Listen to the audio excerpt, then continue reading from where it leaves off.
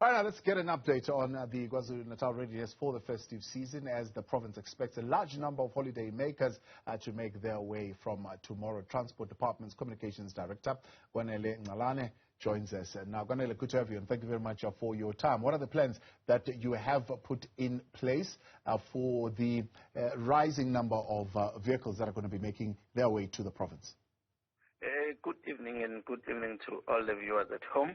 Yes, we can safely say as the province of KwaZulu-Natal, we are more than ready to host our visitors, but also we are also more than ready to ensure their own safety. We have an integrated plan that is addressing both the issues of fighting crime, ensuring safety and stability in our communities, but also that plan is coupled with our road safety plan, which will ensure that we are able to reduce road crashes and fatalities. So there is a number of areas that we have identified as the province where we'll be making mounting strategic operations, focusing on in terms of deployment and visibility. But we also wish to caution road users that some of the roads in the province are undergoing major construction, like N2 between Pietermaritzburg and Durban, N2 in Durban Spaghetti Junction, where N2 is meeting with N3, N2 between KwaMashu to Mdloti. So those are major roads that are leading to town or the exit of town in Durban and are undergoing serious construction. Therefore, it causes a lot of congestion. We therefore appeal to motorists that when they're driving, they must at least make sure that they're an hour ahead in terms of their trips. Have you provided any alternative routes to those areas? Well, there are alternative routes. When you are talking about entering Pietermaritzburg, there is R103.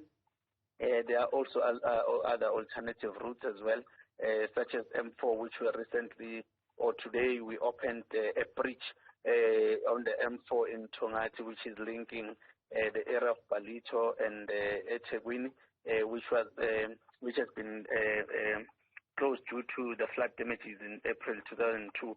So those are part of the alternatives that we have been trying to invest in as government with the view of making sure that come construction time we are able to open some of these alternative routes to motorists. Except for those construction areas which you have cited, what's the condition of the overall road network? Well, the network is quite in a good and stable condition. We have managed to repair almost all flood damage projects except for few. N2 in Umgababa is still undergoing construction. R74 in Guamapumulo, we are still fixing the sinkhole that happened there. So there are few roads where there is currently construction that is taking place, but majority of them have been attended to successfully. More than 770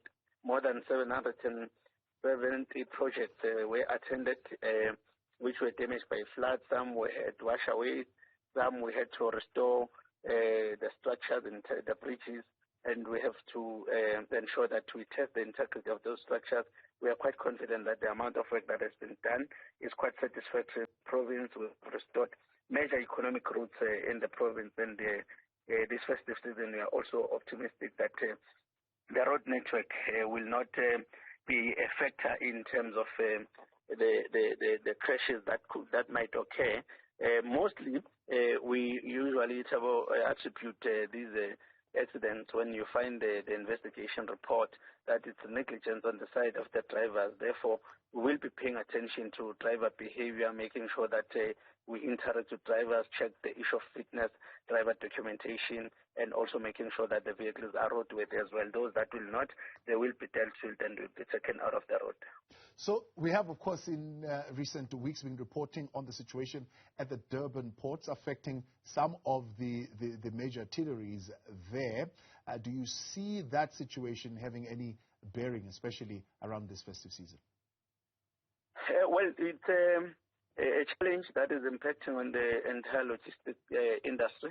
However, the interventions that the national government is making together with Transnet, we are satisfied that there is progress that is being made there, and we are hopeful that the problem is going to be resolved sooner than later, with the exception of Richards Bay, where there is a challenge on the N2 in terms of the congestion of the trucks that are going to the port, but even that problem as well is being attended to. We are hoping that with the opening of the truck stops in the area and other interventions that the national government is making, we will be able to reduce congestion and open up that road to traffic.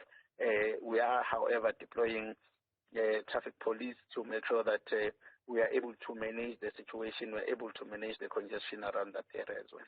Right, Kwanele, I appreciate your time. Thanks so much for coming on, speaking on behalf of the KwaZulu-Natal Transport.